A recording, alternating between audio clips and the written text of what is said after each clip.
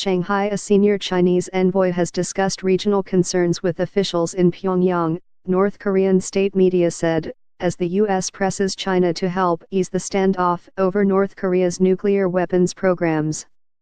The visit by Mr. Song Tao, described by Pyongyang as a special envoy of President Xi Jinping, is the first by a senior Chinese envoy for more than a year. Mr. Song heads the ruling Chinese Communist Party's, CCP, International Department. North Korean leader Kim Jong-un and Mr. Xi have exchanged messages of congratulations and thanks over the CCP's National Congress last month, but neither leader has visited the other's country since assuming power.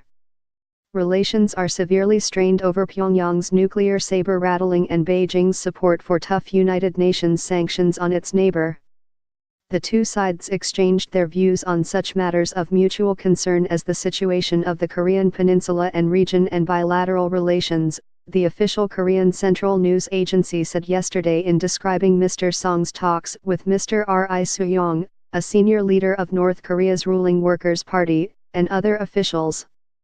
Relations between the two communist neighbors, once said by late Chairman Mao Zedong to be as close as lips and teeth, are at their worst state in decades over North Korea's actions, and as Beijing faces pressure from United States President Donald Trump to pile pressure on Pyongyang.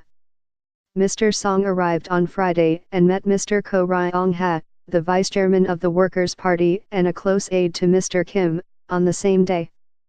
Each side's account of Mr. Song's meeting with Mr. Ko mentioned that both stressed the importance of their long-standing ties. A CCP report on the Ko-Song talks said they agreed that mutual ties were the common treasure of the two peoples and that both sides should make concerted efforts to maintain them. The U.S. wants China, which accounts for 90% of North Korea's foreign trade, to apply more economic pressure. Mr. Trump, who warned Mr. Xi during his trip to Beijing 2 weeks ago that time was quickly running out to solve the nuclear crisis, took to Twitter on Thursday to hail Mr. Song's mission, saying, "A big move, we'll see what happens." But experts have expressed doubt that the visit will yield breakthroughs, saying Beijing has far less political influence on Mr. Kim than is thought, despite the economic ties.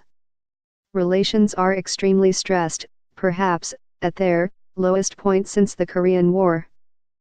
Perhaps, the mission will put a floor under China-North Korea relations, preventing further deterioration, said Ms. Bonnie Glaser, China expert at the Center for Strategic and International Studies in Washington.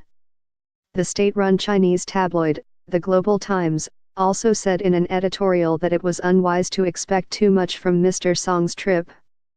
Mr. Song is not a magician, the newspaper said.